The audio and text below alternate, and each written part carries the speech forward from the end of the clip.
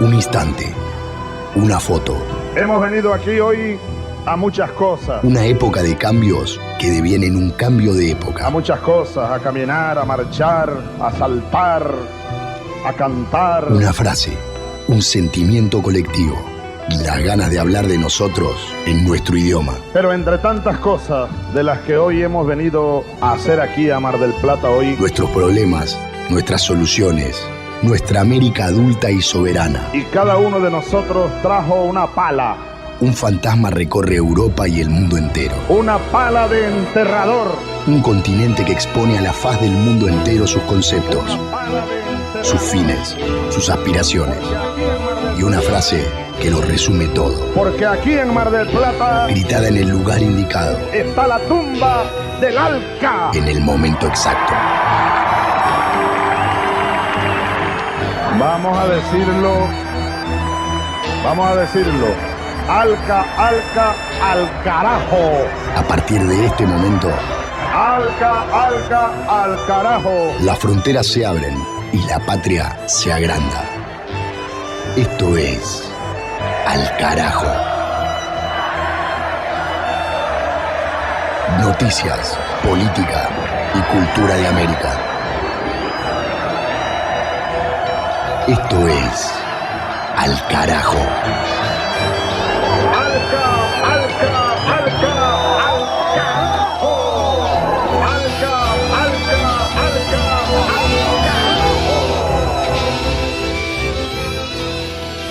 Este que acá comienza es nuestro programa número 40 de esta temporada número 15, año 2024, y es nuestra primera emisión posterior al confirmado triunfo electoral de la izquierda del Frente Amplio de Yamandu Orsi y Carolina Cose en Uruguay.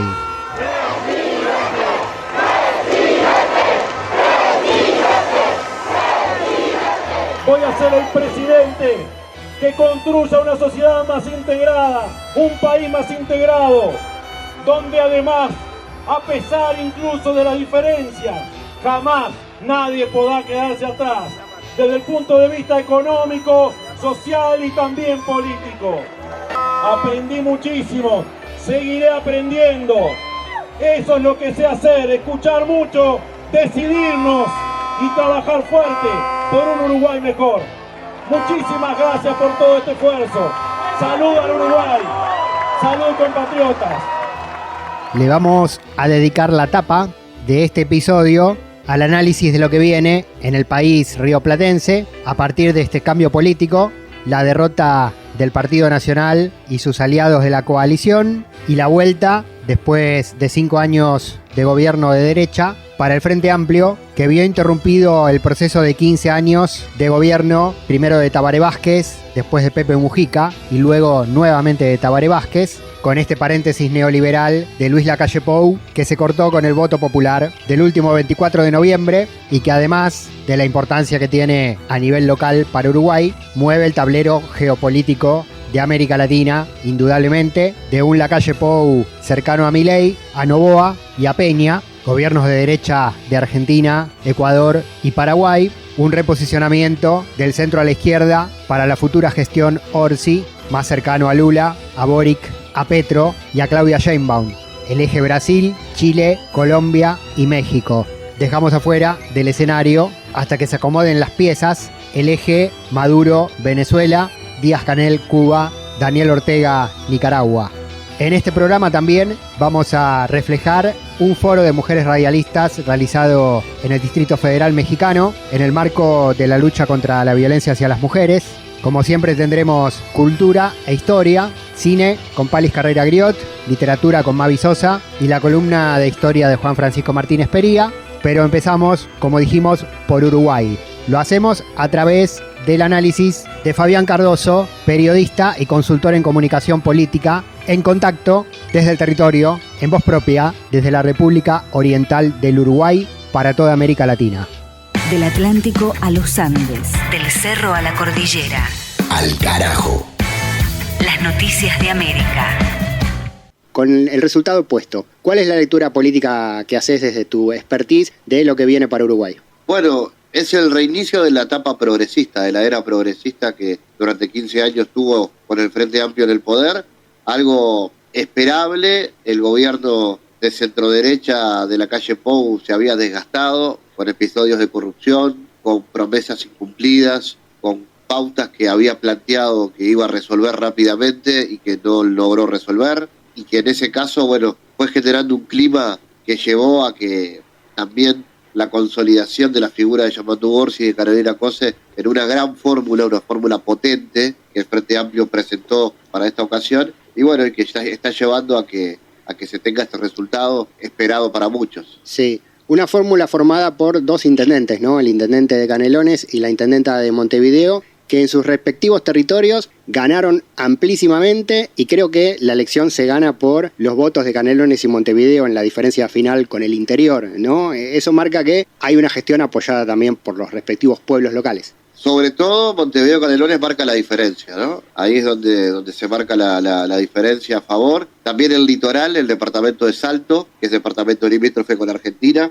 también gana el Frente Amplio, que ahí es la tercera intendencia, la que tiene Andrés Lima. Y bueno, sorprendió también que otros departamentos históricamente vinculados a los partidos tradicionales también fueran ganados por el Frente Amplio. Bien, ese es el resultado en términos geopolíticos, podemos decir, en el interior de Uruguay. Te quiero preguntar, Fabián, por la lectura regional, porque, no sé, venimos de la experiencia de Macri en Argentina, gobierno de centro-derecha o de derecha, que no pudo reelegir. Venimos de la experiencia de Bolsonaro en Brasil, gobierno de derecha o de ultraderecha, como queramos calificarlo, que no pudo reelegir, y ahora se da el caso Uruguay, ¿no? Si bien la calle Pou no tenía reelección, su candidato no puede ratificar la continuidad de la coalición multicolor, y pierde.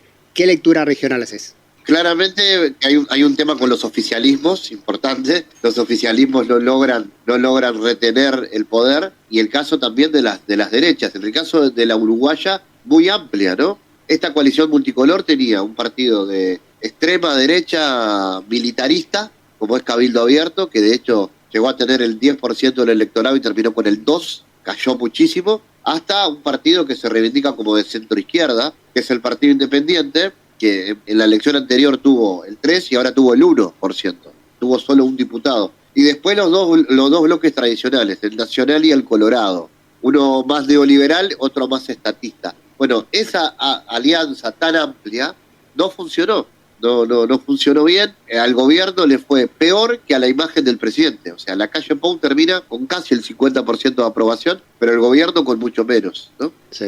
Y bueno, eso dio una señal clarísima de lo que pasó. Estamos con Fabián Cardoso, periodista desde Uruguay. ¿Cuánto juega la no reelección en Uruguay? Si el presidente Lacalle Pou podría haber ido a una reelección, hubiera tenido más posibilidades. Sí, sin duda, le hubiera ido mucho mejor. Hoy en Uruguay, Mujica y Lacalle Pou son las dos principales figuras políticas del Uruguay. Ajá. Mujica un paso adelante por lo que significa su historia y por lo que implica cualquier cosa que haga o diga Pepe Mujica puede definir una elección.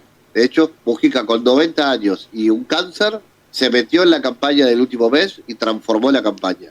El otro que lo hace es Lacalle Pou. Lacalle Pou incluso impedido inconstitucionalmente. En Uruguay no hay reelección y además el presidente tiene prohibido hacer campaña. Lo que no quiere decir que no lo haga al borde, que Lacalle Pou supo colocar la campaña al borde. Y bueno, son las dos principales figuras del Uruguay. Sí, totalmente. Bueno, el Pepe, la verdad, emocionante, ¿no? Y qué épica, ¿no?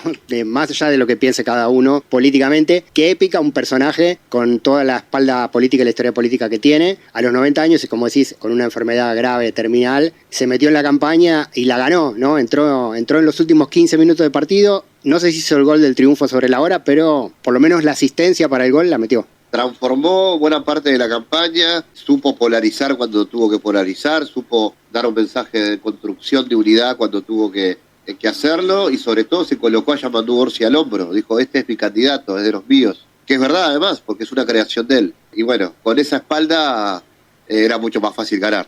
Totalmente. Fabián, ¿qué se espera para Uruguay en términos socioeconómicos? Teniendo en cuenta lo que deja el gobierno de Lacalle Pou. Y no sé, en términos generales, pienso en la comunicación, pienso en lo social, en lo que ha sido también el recorte que hizo Lacalle Pou de mucha asistencia social o de mucha contención que hubo en los gobiernos del Frente Amplio, que en el gobierno de centro derecha de Lacalle Pou se cortó. Bueno, vos personalmente has sido también víctima de ciertas persecuciones en lo que tiene que ver con lo mediático, en los medios públicos, en la era Lacalle Pou. ¿Qué se espera? Bueno, va a haber mucho que reconstruir. Lo más importante está tal vez en lo que tiene que ver con el tejido social. Hubo muchos recortes en cuanto a políticas sociales. Acá hoy lo destacaba con algunos colegas tuyos. Hay un concepto que se instaló en la pandemia. Recordemos que en pandemia acá no tuvimos cuarentena obligatoria, pero sí tuvimos algún tipo de cuarentena. Y a la hora de reconstruir el tejido social, lo que quedó de la pandemia, el presidente de Lacalle Pou instaló un concepto para los que les gusta el ciclismo, que lo van a entender. Hablaba de los Malla Oro. Los Malla Oro son los ciclistas que van adelante del pelotón, o sea, los que van adelante, digamos, ¿no? Los que están por ganar, los que están despegados. Para Lacalle Pou, los Malla Oro son los empresarios. Y él decía que había que atender primero a los Malla Oro para que cuando los Malla Oro fueran adelante, fueran desparramando riqueza que le iba a llegar al pelotón. Esa es una señal clara de cómo trató el gobierno de recuperación de la pandemia. Quedó mucho pelotón rezagado en términos de ciclismo. Bien. Ahora ese pelotón está esperando señales. Bien, bien. Una teoría del derrame sobre dos ruedas, ¿no? Sería que, bueno, la teoría del derrame ya la vimos chocarse contra la realidad social en todos nuestros países. Fabián Cardoso, periodista uruguayo, consultor en comunicación política desde Montevideo. Fabián, por último te pregunto, ¿qué relación esperás entre presidente y vicepresidenta? Que son del Frente Amplio los dos, pero son de dos partidos dentro del Frente Amplio, no diría antagónicos, pero que tienen sus matices y que fueron también rivales en lo que fue la interna del Frente Amplio. Han construido una muy buena campaña de unidad, Carolina Cose y Yamandu Orsi, con estilos distintos. Uno es un profesor de historia, Carolina es una ingeniera, viene de otro lado. En la interna en algún momento se diferenciaron, pero construyeron un muy buen clima en la interna. Yo no veo ahí inconvenientes y veo incluso una buena coordinación, tomando en cuenta que Carolina tiene un equipo técnico muy sólido en lo que tiene que ver con las tareas vinculadas a la industria y demás. Así que seguramente va a haber buen trabajo ahí. Bien, y tiene voto en el Senado. La vicepresidenta tiene voto en el Senado. Y tiene la capacidad y la obligación de articular. Tiene que articular con las bancadas para sacar los proyectos de ley. Fabián, bueno, gran informe. Siempre te agradecemos mucho atendernos para contar lo que pasa en la República Oriental del Uruguay. Abrazo gigante y nos seguimos encontrando. Un abrazo. De norte a sur, de este a oeste. Al carajo. Un viaje por el continente. Va subiendo la corriente con chinchorro y atarraya, la canoa de bareque para llegar a la playa. Va subiendo la corriente con chinchorro y atarraya, la canoa de bareque para llegar a la playa. Habla con la luna, habla con la... Amaneció muerta el Jueves Santo, la última vez que la habían ayudado a sacar la cuenta de su edad por los tiempos de la compañía bananera, la había calculado entre los 115 y los 122 años. La enterraron en una cajita que era apenas más grande que la canastilla en que fue llevado Aureliano, y muy poca gente asistió al entierro. En parte porque no eran muchos quienes se acordaban de ella, y en parte porque ese mediodía hubo tanto calor que los pájaros desorientados se estrellaban como perdigones contra las paredes y rompían las mallas metálicas de las ventanas para morirse en los dormitorios. Regresan los pescadores con su carga para vender al puerto de sus amores, donde tienen su querer. Regresan los pescadores con su carga para vender al puerto de sus amores, donde tienen su querer. El pescador habla con la luna, habla con la playa. Aureliano y Amaranta Úrsula no conocían el precedente familiar ni recordaban las pavorosas admoniciones de Úrsula, y la comadrona acabó de tranquilizarlos con la suposición de que aquella cola inútil podía cortarse cuando el niño mudara los dientes. Luego no mantuvieron ocasión de volver a pensar en eso, porque Amaranta Úrsula se desangraba en un manantial incontenible. Trataron de socorrerla con apósitos de telaraña y apelmazamiento de ceniza, pero era como querer cegar un surtidor con las manos. En las primeras horas, ella hacía esfuerzos por conservar el buen humor. Le tomaba la mano al asustado Aureliano y le suplicaba que no se preocupara, que la gente como ella no estaba hecha para morirse contra la voluntad. Con su carga pa' vender al puerto de sus amores, donde tienen su querer. El pescador habla con la luna, el pescador habla con la playa, el pescador no tiene fortuna, solo falta raya.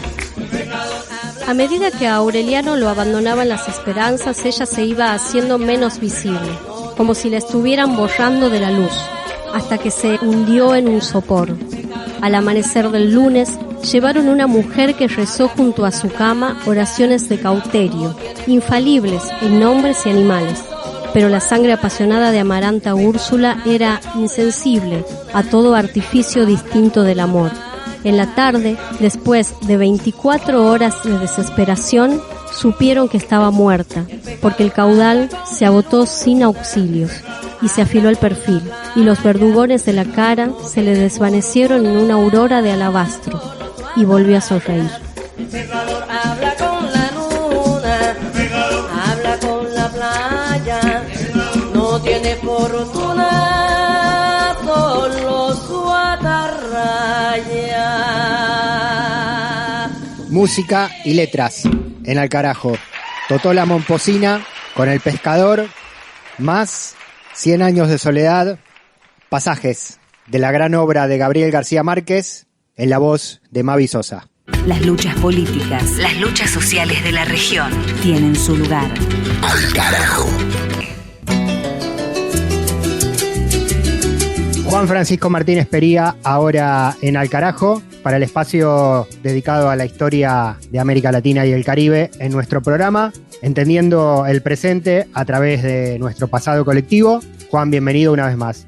Hola Pablo, ¿cómo te va? Es una alegría estar nuevamente en el programa. Juan es docente, historiador en la educación pública latinoamericana, con los viajes, con las investigaciones y con la cátedra en las aulas y también en la radio a través de este programa. Sí, hoy vamos a estar hablando de una figura que ya en alguna oportunidad hemos hecho una columna sobre él porque es uno de los grandes de la historia de nuestra región, que es Manuel Ugarte. Manuel Ugarte nació en la Argentina en 1875 y murió el 2 de diciembre de 1951, por eso lo estamos homenajeando en este contexto de comienzos de diciembre de 2024, en una región movida, ¿no? Una región muy movida, con triunfos progresistas que tuvimos este año, como el de México y el reciente de Uruguay, y también con, obviamente, vientos tremendamente neocoloniales, ¿no? Neoliberales, neocoloniales, autoritarios, que azotan particularmente la propia patria chica de Ugarte y que por supuesto lo preocuparía muchísimo. Y él fue un gran pionero, ¿no? De la crítica del imperialismo, inicialmente el imperialismo norteamericano, pero también del imperialismo británico y el imperialismo europeo, y por eso siempre es bueno recordar su nombre.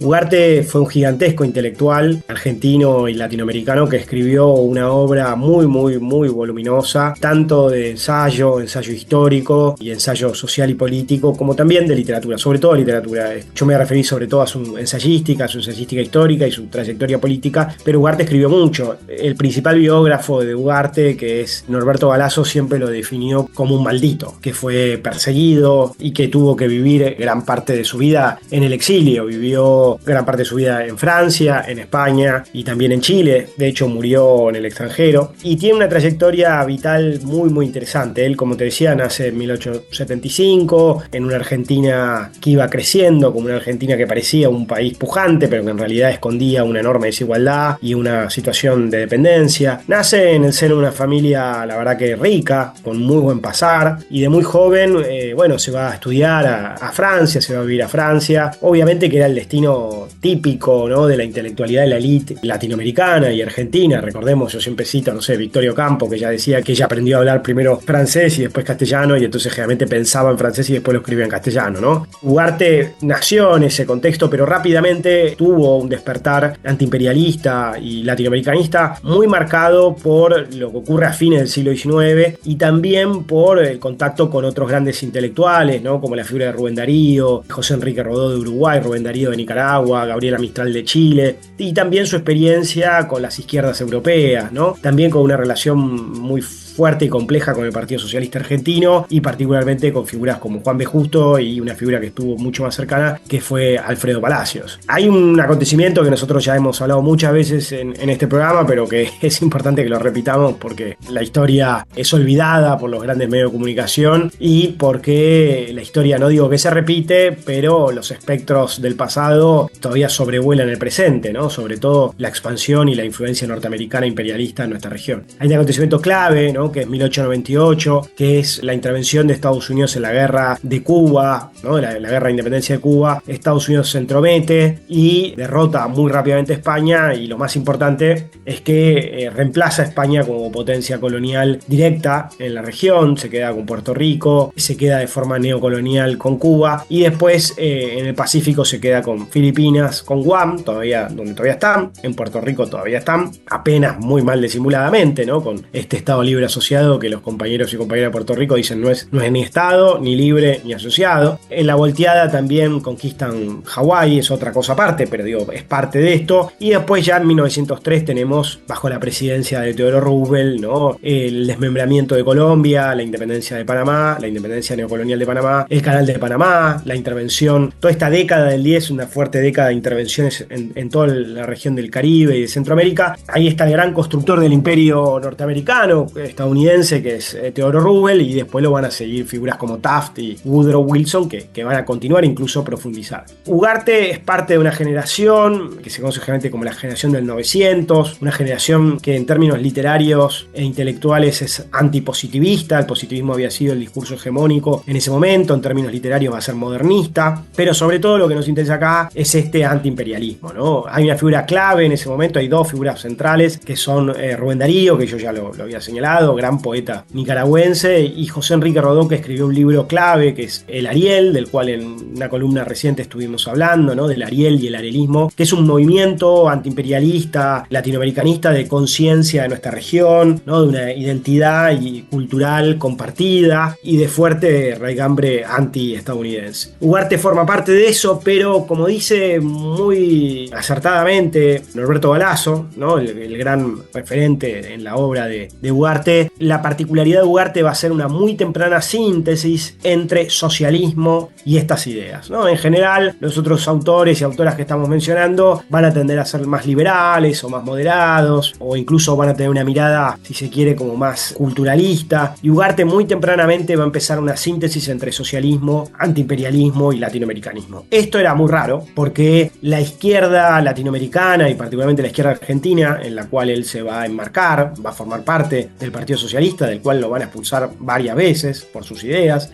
La izquierda europea, en principio, era muy eurocéntrica, incluso el tema del colonialismo o no era un tema o era celebrado, y solo muy pocos y pocas empiezan a reflexionar sobre el tema del imperialismo. Hay ahí obras muy importantes como la de Rosa Luxemburgo, la de Bukharin, la de Nelin, pero que son obras más bien de la década del 10, y ya muy tempranamente Ugarte, a comienzos de 1900, empieza a hablar muy claramente del imperialismo desde una perspectiva socialista en un sentido muy amplio, digamos, ¿no? Un socialismo poco ortodoxo, evidentemente, pero muy pionero. Por otro lado, en la Argentina particularmente, pero en América Latina en general, la izquierda era muy eurocéntrica. No solamente la izquierda miraba desde Europa y buscaba aplicar teorías europeas, sino que incluso compartía idearios positivistas, incluso compartía la idea de que la expansión europea o norteamericana implicaba un progreso, ¿no? Una forma de civilización. Entonces no era profundamente crítica a estos temas, más bien al contrario, ¿no? Ugarte, incluso formando parte del Partido Socialista, participa de dos congresos de la Segunda Internacional, que era la internacional que existía en ese momento, en Europa, y él queda como muy impactado al escuchar estas voces reivindicatorias del colonialismo, ¿no? Incluso hubo diputados o representantes de los partidos socialistas europeos, particularmente uno de Holanda, que decía que incluso con la revolución socialista el colonialismo iba a seguir, ¿no? Porque el colonialismo iba a ser una forma de expandir el socialismo al mundo atrasado, salvaje y bárbaro, ¿no? Ugarte muy tempranamente Básicamente critica esto y plantea una síntesis entre socialismo y nacionalismo que es muy pionera por varios motivos. Primero y principal, el nacionalismo era mal visto en la izquierda europea y en la izquierda latinoamericana. Recordemos que Marx, Engels, la izquierda socialista y también la izquierda anarquista entendía que el socialismo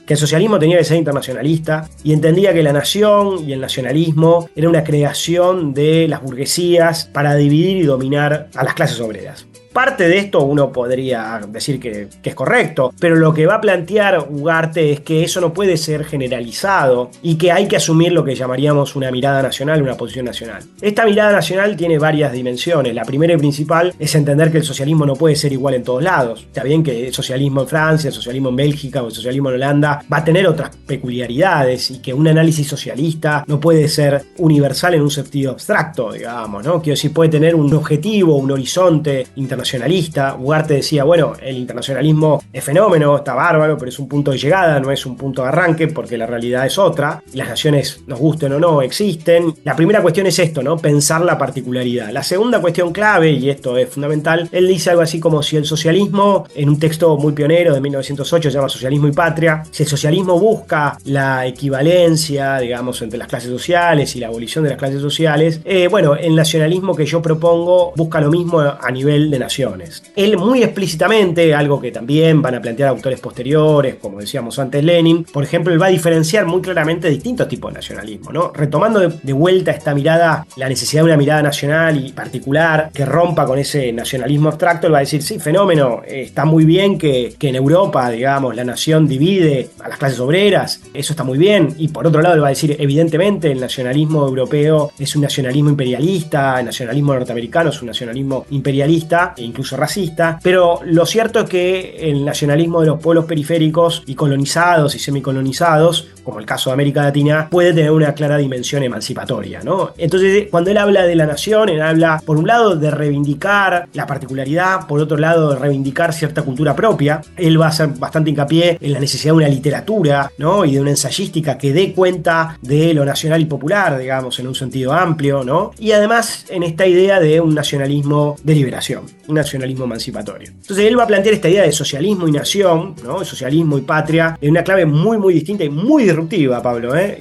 Digo, hoy, en la década del 20 y después sobre todo en la década del 60 y 70, se volvió el sentido común, ¿no? Pensemos la Revolución Cubana hablando de patria o muerte, pero créeme, Pablo, que en ese momento no lo era en lo más mínimo. Sí, bueno, él es pionero también en hablar de la patria grande, ¿no? Entonces hay exactamente, ¿no? Hay un nacionalismo regional. Este es el otro eje clave, ¿no? Cuando él está hablando de patria, él va a defender justamente una idea de una patria grande, ¿no? Además de hablar de una patria chica, digamos, él reivindica la argentinidad por decirlo de una manera, pero él siempre va a entender que lo fundamental es la patria latinoamericana. Y esto es central, ¿por qué? Porque nosotros tenemos que recordar que venimos de un proceso de construcción de naciones a fines del siglo XIX, donde esas naciones-estado, construidas por nuestras oligarquías, tienen como principal enemigo a nuestros vecinos. La principal hipótesis de conflicto de los ejércitos era el vecino. En el caso de Argentina era Brasil y Chile, y no Inglaterra, que dominaba las Malvinas, ¿no? Y cuando él habla de patria, está hablando sobre todo de la patria grande, ¿no? De la cual la Argentina, Chile, etcétera, etcétera, es una, si se quiere, una provincia. E incluso, Pablo, algo que no era tan común en ese momento, él va a reivindicar la patria grande incluyendo Brasil, ¿no? Porque Bolívar, Miranda y muchas figuras del siglo XIX en general van a excluir a Brasil. Recién a comienzo del siglo XX y alguno que otro a fines del siglo XIX empiezan a integrar a Brasil en esa idea de una gran nación iberoamericana o latinoamericana, ¿no? Y esto es fundamental. Ugarte lo que propone es una síntesis entre socialismo y nacionalismo en una clave de un nacionalismo de autoafirmación, emancipatorio, latinoamericanista. El principal enemigo que él va a ver al principio va a ser Estados Unidos. Él va a fundar un diario que va a durar muy poco, a mediados de la década del 10, que se llama el Diario Patria, donde va a claramente señalar el peligro del imperialismo británico y del imperialismo, si se quiere, anglo-estadounidense. Y también va a tener textos críticos del imperialismo a nivel global, ¿no? De los otros imperios, y no solamente en la Argentina, sino también en África y en Asia, lo cual lo hace una mirada muy, muy clarividente y pionera de una perspectiva tercermundista o tricontinental, o hoy llamaríamos sur global, ¿no? Ugarte, como te decía, escribió muchos libros, fue una figura muy reconocida, pero muy maldita a la vez. La mayoría de sus libros fueron publicados afuera, no en la Argentina. Él no pudo vivir en la Argentina porque el Partido Socialista lo expulsó, porque las cátedras lo rechazaban, ¿no? Y Ugarte escribió mucho y escribió un libro sobre todo que se llama El porvenir de la América Española, también conocido como El porvenir de la América Latina. Es un libro que él publica en 1910, donde él hace todo un análisis desde una perspectiva ensayística e histórica del devenir de América comparado con Estados Unidos, ¿no? Planteando, ¿no?, esa divergencia entre nuestra región y la de ellos, y cómo nosotros nos dividimos, nos balcanizamos, nos separamos, y cómo fuimos cayendo bajo lógicas liberales, librecambistas y semicoloniales, ¿no? Y además de fuerte autodesconocimiento bajo regímenes oligárquicos. Planteando, por contraparte, cómo Estados Unidos se unió, se afirmó y cómo Estados Unidos se industrializó. Y Ugarte no solamente va a escribir ese libro, que fue un libro pionero y disruptivo, sino que va a hacer una gran gira por toda la región, desde México hasta la Argentina. Una gira que generó muchísimo miedo en Estados Unidos. Estados Unidos le respondió con un contraembajador, digamos, ¿no?, que por todos lados lo iba persiguiendo y diciendo lo contrario. Y Ugarte se convirtió en una de las voces más importantes, yo te diría casi la más importante, en esa crítica a Estados Unidos. Con una anécdota bastante trágica, que es que cuando él llega a la Argentina casi no lo reciben, porque el Partido Socialista se había equivocado el horario de llegada. En realidad lo que ocurre ahí es que no lo apoyaban, ¿no? Esta gira ocurrió de 1911 a 1913 y fue fundamental. Ugarte, además, junto con otras figuras como José Ingeniero, como Rodó, como Alfredo Palacios, como Alejandro Korn, también va a ser una figura clave en la reforma universitaria. Él era de otra generación, una generación anterior, pero los jóvenes que hicieron la reforma universitaria en 1918 en Córdoba y que después tuvo una gran expansión regional, lo van a reivindicar fuertemente como un pionero, ¿no? Y como lo que se llamaba en ese momento como un maestro de América. Ugarte, como te decía Pablo, va a vivir gran parte de su vida afuera, va a escribir libros donde va a proponer lo que hoy llamaríamos una descolonización cultural, no solamente una necesidad de una afirmación económica y de una unidad económica y política para la región, sino también un proceso de descolonización cultural. Y para ir cerrando, también otra cosa muy importante es que desde la izquierda va a apoyar al peronismo, ¿no? Cuando surja el peronismo, él va a entender, digamos, que Perón va a ser expresión de gran parte de las ideas que él venía planteando, sobre todo las ideas no tanto socialistas, pero sí nacionalpopulares, y no solamente va a apoyar y va a votar a Perón, sino que además va a participar del gobierno peronista, de la política exterior, digamos, ¿no? Recordemos que Perón va en 1947, pero ya desde antes, plantear lo que se conoció como la tercera posición, digamos, ¿no?, en el marco de la Guerra Fría, ni con Estados Unidos, ni con el bloque occidental capitalista, ni con el bloque soviético, con una crítica fuerte al imperialismo europeo. Y Ugarte va a ser embajador en 3 lugares claves que él tenía mucho contacto: Nicaragua, México y Cuba. 3 lugares donde el imperialismo norteamericano habían hecho mella con mucha fuerza y que en ese momento todavía seguían haciéndolo, digamos, ¿no? Pensemos que Nicaragua y Cuba eran dos grandes neocolonias norteamericanas y Perón lo mete ahí, digamos, ¿no? Quiero decir, es un gesto muy fuerte de poner a una de las principales voces antiimperialistas que había hecho toda su obra criticando a Estados Unidos, ponerlo como la cara visible frente a esa política imperialista. Ugarte va a renunciar a su cargo de embajador en 1951, pero igualmente va a votar a Perón en la segunda presidencia. Para la segunda presidencia vuelve explícitamente a la Argentina para votar a Perón y finalmente fallece el 2 de diciembre de 1951 y queda muy olvidado, queda muy negado, muy olvidado. En la Argentina quienes después lo reivindicaron fueron sectores nacionalpopulares y sobre todo sectores de la izquierda nacional. Una de las grandes figuras en reivindicarlo fue inicialmente Jorge Abelardo Ramos, que fue impulsor de la vuelta de los restos de Ugarte a la Argentina y además, bueno, también de publicar parte de su obra, y obviamente, como te decía antes, Norberto Galazo ha sido uno de los grandes difusores. La Universidad Nacional de Lanús tiene un centro que se llama Centro de Integración Latinoamericano Manuel Ugarte, que fue dirigido por muchos años por Mara Spasande, una discípula de Galazo, y ella también ha sido una figura, y ese centro particularmente, la Universidad de Lanús, ha sido muy importantes en revisitar su figura, republicar su obra, ¿no? Y seguir manteniendo prendida la llama de su ideal. Sí. Los diarios de la época lo estigmatizaban como anti-estadounidense, algo reduccionista, ¿no? Porque en realidad era anti-imperialista y no tenía nada contra el pueblo norteamericano o estadounidense específicamente. Bueno, y Juan, en este caso, para preguntarte por libros, tenemos toda la extensa obra de Ugarte directamente, ¿no? Obviamente tenemos el libro que yo les comentaba antes, El porvenir de la América Española, La generación del 900, Mi campaña hispanoamericana, que es un libro fantástico. Yo recomiendo, Pablo, siempre un librazo, que es una compilación que hizo Galazo para la Biblioteca Ayacucho. La Biblioteca Ayacucho es una editorial creada en la década del 70 en Venezuela, con una mirada profundamente latinoamericanista, impulsada fundamentalmente por un intelectual uruguayo muy importante que fue Ángel Rama. Y esa Biblioteca Ayacucho tiene un libro bellísimo que está compilado y prologado con un estudio preliminar excelente de Norberto Galazo, se llama La Nación Latinoamericana. Galazo escribió una biografía muy grande de Ugarte, que también hay una versión más chiquita y una versión muy chiquitita. Cualquiera de ellas es excelente. También hay un libro de Patricia Funes que se llama Salvar la Nación, que no habla solamente de Ugarte, habla de estos movimientos nacionales populares latinoamericanistas en la década del 20, en la década del 30 en América Latina, y habla sobre todo de Argentina, Perú y México, y le dedica mucho a Ugarte, es muy bueno también. Y bueno, la Universidad de Lanús publicó, compilaciones de la obra de Ugarte que recomiendo mucho, y hace poco, el año pasado también, la Universidad de Lanús estuvo de alguna manera como auspiciadora, no sé exactamente el rol que cumplió, pero se publicó una película también que se llama Ugarte, el destino de un continente. Esta película fue auspiciada, de alguna manera impulsada por el centro de la Universidad de Lanús, pero dirigida por Federico Molnar y Martín Piña, que es el hijo de Felipe Piña, que también aparece en la película, aparece Leonardo Balagria haciendo Ugarte, pero nos deja una obra ahí para pensar esto, ¿no? Para seguir pensando la cuestión del colonialismo en todas sus dimensiones, que realmente tiene una gran vigencia.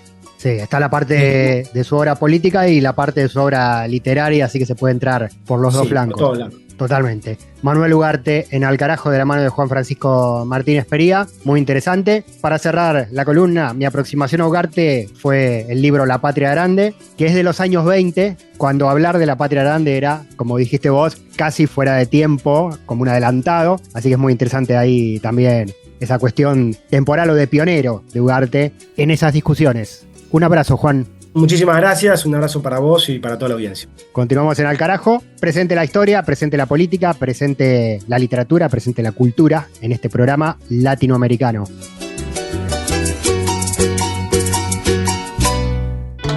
Al Carajo. Al Carajo. Identidad, música y cultura de América Rebelde.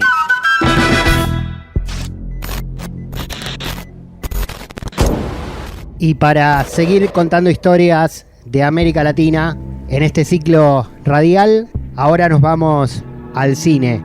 Con este clima tenso y tétrico, nos presenta la producción elegida nuestra compañera Paloma Carreira Griot.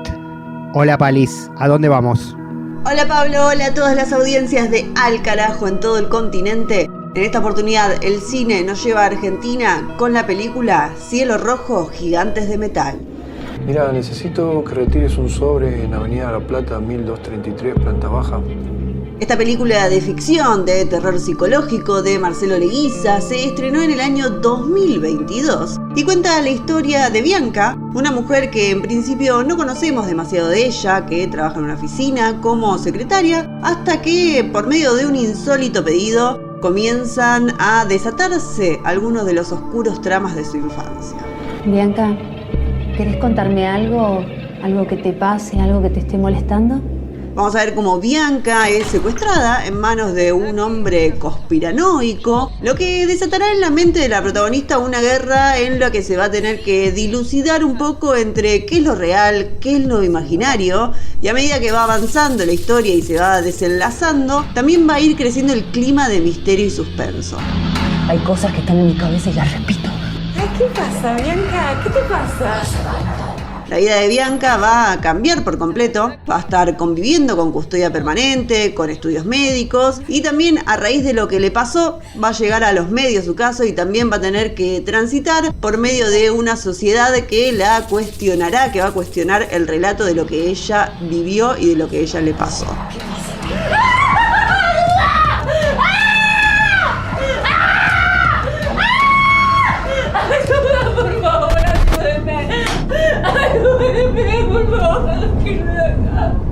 Cielo Rojo es una película que nos presenta dos tópicos centrales. Por un lado, el terror del encierro y por otro lado, los efectos de las drogas, del consumo legal de las drogas, de la medicina, de la psiquiatría. Y también es una película en la que el espectador va a tener que estar todo el tiempo atento para un poco realizar su propio viaje e interpretación por esta historia, que de a momentos se van a encontrar quizás sumergidos en este desconcierto de su protagonista, de Bianca, que se va a hacer también parte un poco del desconcierto de la historia y la tensión que vamos a ver en Cielo Rojo, Gigantes de Metal. Señal del cielo, los gigantes de metal se acercan.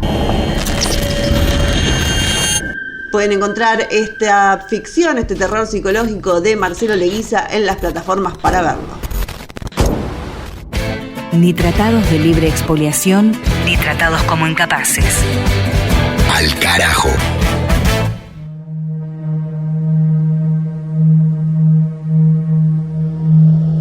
El segundo Foro Nacional de Mujeres Radialistas se realizó en México en el marco de las acciones por el Día Internacional de la Eliminación de la Violencia contra las Mujeres, que tuvo epicentro, como cada año, el 25 de noviembre, y fue organizado y convocado por el colectivo Radio Nandia y el Instituto Federal de Telecomunicaciones del gobierno mexicano.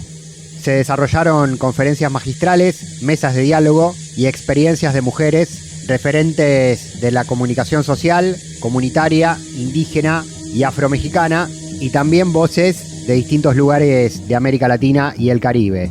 Desde Al Carajo ponemos los micrófonos y socializamos y amplificamos esas experiencias y esos testimonios en la directa relación entre la lucha de las mujeres y los colectivos feministas con el movimiento de radios comunitarias de nuestro continente. Mi nombre es Marta Cernas y vengo del estado de Oaxaca, de San Antonino Castillo Velasco.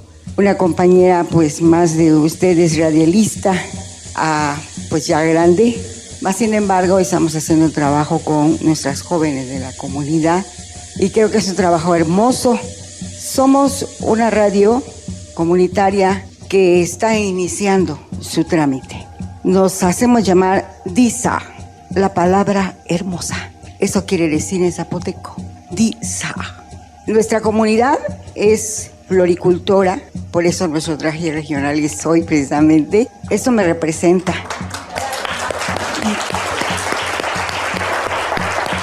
Y bueno, yo creo que aquí es muy importante el tema que se está viendo. Esta cuestión de la violencia, que no puede ser nada más una violencia de cuerpo a cuerpo, de voz a voz, sino también de una violencia administrativa, de una violencia institucional. Eso es lo más fuerte que nosotros no hemos logrado ver como mujeres, creo, porque nosotros somos armonía, somos ese volar de la mariposa, ese sonido que muy difícil es de poder trastocar cuando no estamos listas para poner atención a la escucha.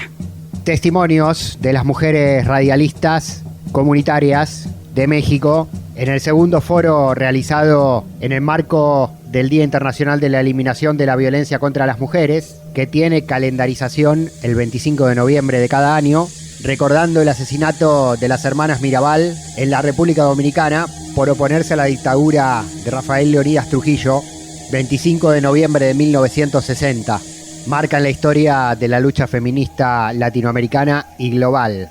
Más voces del encuentro realizado en la Ciudad de México. Adriana Rivera, de Radio Chureia, del estado de Baja California.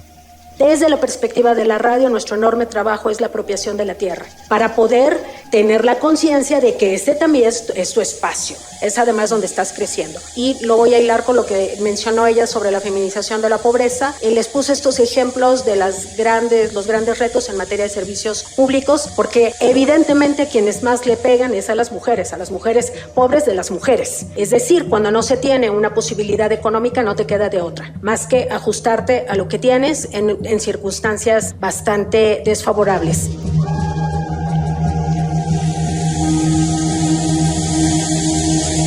El foro, que se realizó en la capital mexicana, tuvo voces y testimonios de mujeres de los pueblos, de las ciudades, también de las comunidades indígenas y afromexicanas de todo el país y también tuvo participación de representaciones de otros puntos del continente. En ese marco, en este segundo foro de mujeres radialistas, convocado en México, estuvo Vanina Chaveta, integrante de FM Freeway de La Matanza, la radio comunitaria argentina, internacionalizando la situación que atraviesa el país en materia de géneros y derechos de las mujeres bajo el actual gobierno de Javier Milei.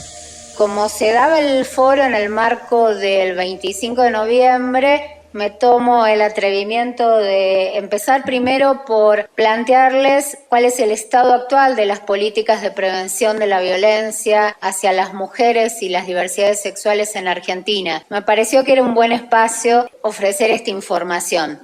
Saben que en Argentina, desde el 10 de diciembre del año pasado, el gobierno que asumió es de derecha. A mí me gusta decir que está a la derecha de la derecha, ¿no? Para lo que significó la historia política de nuestro país. Se presenta como un negacionista de la violencia machista. Para él no existe la violencia machista. La agenda feminista es una pelea ridícula. Digo, muchas veces voy a citar textuales del presidente. Y es una pelea entre iguales. No hay desigualdad entre hombres y mujeres desde la concepción de nuestro presidente. A partir de esa mirada se justifica la desinstitucionalización del ministerio. Nosotros desde 2019 teníamos un ministerio de mujeres, diversidad, y se decide el cierre del ministerio, se quita institucionalidad a la perspectiva de género en el país, razón por la cual se decide desfinanciar y cerrar, paralizar la implementación de muchas políticas públicas. Durante el año pasado tuvimos un femicidio cada 35 horas y en los primeros 6 meses de este año 2024 ya ocurrieron 151 femicidios en un país que está abandonando las políticas de protección contra la violencia de género. Hay algunos datos para compartir cuando hablamos de violencia de género o de violencia intrafamiliar, como mencionaron ustedes, o violencias domésticas. Está muy claro que hay una situación de desventaja económica en las mujeres, bajos niveles de educación formal, no cuentan con ingresos fijos, tienen trabajos informales y claramente hay situaciones económicas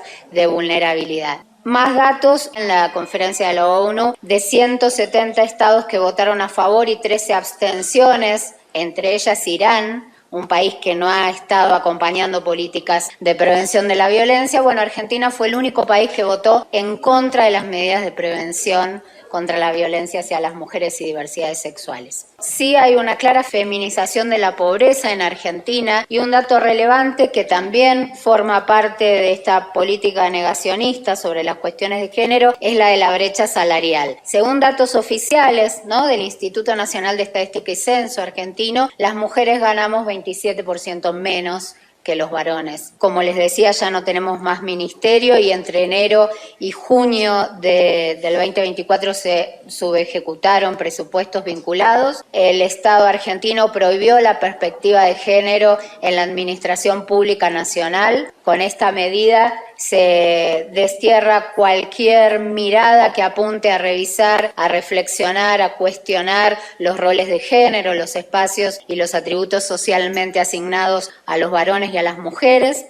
Un dato que es simbólico pero que para nosotros es muy importante: el 8 de marzo, no cualquier día, el 8 de marzo, se le cambia el nombre al Salón de las Mujeres en la Casa Rosada y hay un acto muy simbólico que fue descolgar los cuadros. El presidente Néstor Kirchner descuelga en un centro de detención clandestina, la ex-ESMA, los cuadros de dictadores. Y este gobierno descuelga del Salón de las Mujeres los cuadros de mujeres luchadoras, activistas, feministas y del colectivo LGBT, como un acto de crueldad, ¿no?, y aleccionador respecto del rol de las mujeres. Bueno, y hay tantas otras, y lo que sí se busca son derogaciones de leyes que han sido producto de la lucha del movimiento feminista en Argentina. Se busca derogar la ley de interrupción voluntaria del embarazo. Desde diciembre del 2020 en Argentina tenemos una ley que despenaliza el aborto y este gobierno ya presentó el oficialismo presentó un proyecto de ley no solo para derogarlo, sino para modificar el Código Penal y aumentar las penas de prisión para quienes decidan interrumpir un embarazo. Se está también buscando la derogación de la Ley de Educación Sexual Integral. En Argentina hay una ley que establece que desde la educación inicial hasta la educación superior, todas las personas tienen derecho a recibir educación sexual integral. Y eso sucede. Hoy en las escuelas, desde los jardines hasta en las universidades, hay educación sexual integral. No quiero, llenar de frases muy violentas respecto de lo que sucede, pero se ha dicho que haya educación sexual en las escuelas es estimular la pedofilia, la corrupción de menores, atentar contra el núcleo básico de la sociedad que es la familia. Los datos ciertos son que han reducido enormemente, sustancialmente los embarazos adolescentes no deseados y que luego de talleres de educación sexual en las escuelas se han denunciado casos de abuso en el círculo intrafamiliar. Así que estamos luchando para que esto no suceda. Tampoco se derogue la ley Micaela, que también es producto de la lucha del movimiento feminista, una ley que obliga a los empleados públicos, empleadas públicas de los 3 niveles de gobierno a capacitaciones sobre el tratamiento con perspectiva de género. También se está buscando derogar esta ley. También estamos atravesando un fuerte momento de antifeminismo, de violencia, de trolling, de violencia en las redes sociales. Amnesty hizo un informe con periodistas argentinas sobre el nivel de violencia que las periodistas están sufriendo, sobre todo por ser mujeres. Una periodista de género histórica de Argentina como Luciana Pecker decidió irse del país y las periodistas están cerrando sus redes sociales para evitar ser objeto de violencia permanente. Y eso en un contexto libertario como el que sucede en Argentina, donde un presidente usa, por ejemplo, Twitter para difamar a mujeres y para empezar procesos de denuncia contra las mujeres y de violencia contra las mujeres periodistas, es una realidad cotidiana que hoy estamos padeciendo en Argentina. El raconto del estado de situación retardatario en políticas de género en la República Argentina gobernada por Milei, por Vanina Chaveta, compañera de FM Freeway, más las voces de las compañeras de las radios comunitarias de México desde el segundo foro de mujeres radialistas realizado en el Distrito Federal en el marco del Día Internacional contra la Violencia hacia las Mujeres, que tuvo acciones y marchas en todo el mundo el pasado 25 de noviembre. Este foro comunitario fue parte de esas acciones para mantener el reclamo visible, en alerta, en lucha y en movimiento. De norte a sur, de este a oeste. Al carajo. Un viaje por el continente.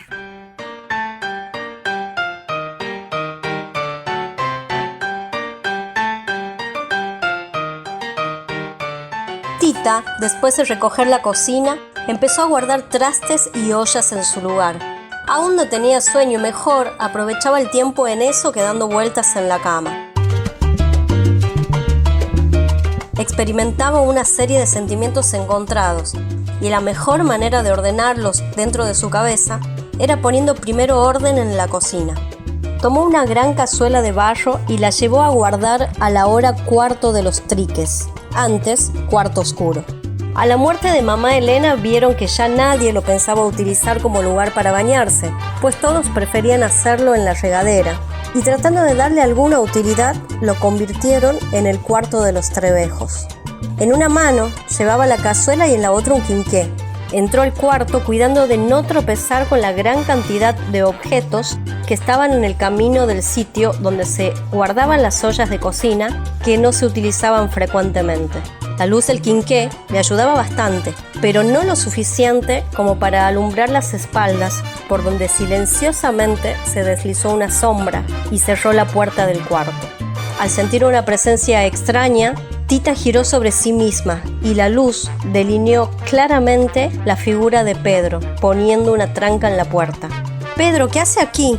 Pedro, sin responderle, se acercó a ella, apagó la luz del quinqué, la jaló hacia donde estaba la cama de latón que alguna vez perteneció a Gertrudis y tirándola sobre ella, la hizo perder su virginidad y conocer el verdadero amor. Rosaura en su recámara trataba de dormir a su hija que lloraba desenfrenadamente. La paseaba por todo el cuarto sin ningún resultado. Al cruzar por la ventana, vio salir del cuarto oscuro un resplandor extraño.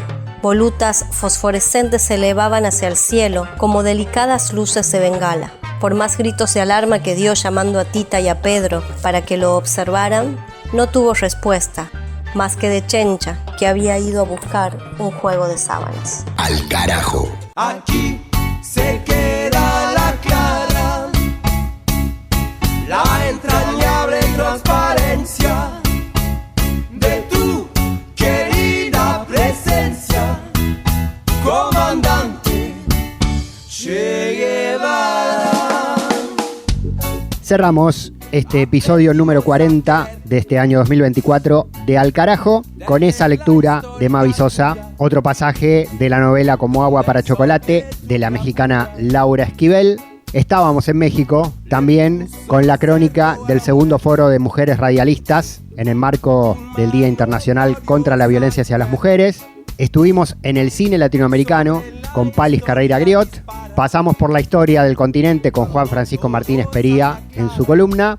Compartimos noticias en voz propia desde los territorios a través de las radios comunitarias, campesinas e indígenas desde las distintas regiones de nuestro continente. Tuvimos información política y geopolítica en este mapa de nuestra región que armamos semana tras semana. Mavi también leyó otro pasaje del clásico 100 años de soledad, que es la otra novela que nos acompaña en esta temporada número 15. Mi nombre, Pablo Daniel Ovín, en la conducción y producción periodística de este ciclo. Acá cerramos este episodio. Nos encontramos en nuestro próximo programa en el aire de las emisoras públicas, universitarias, comunitarias y rurales que nos transmiten en Bolivia, en Chile, en toda la Argentina y también en nuestro canal de YouTube Al Carajo Radio. Hasta acá el capítulo 40/2024. Nos reencontramos radiofónicamente a la brevedad con más noticias, cultura y política de América Latina y el Caribe. Comandante, para plantar la bandera, comandante, con la luz de tu sonrisa, tu amor revolucionario te conduce a nueva empresa, donde espera la firmeza de tu brazo libertario. Aquí se queda la clara, la entrañable transparencia de tu querida presencia, comandante Che Guevara, de tu querida presencia, comandante Che Guevara.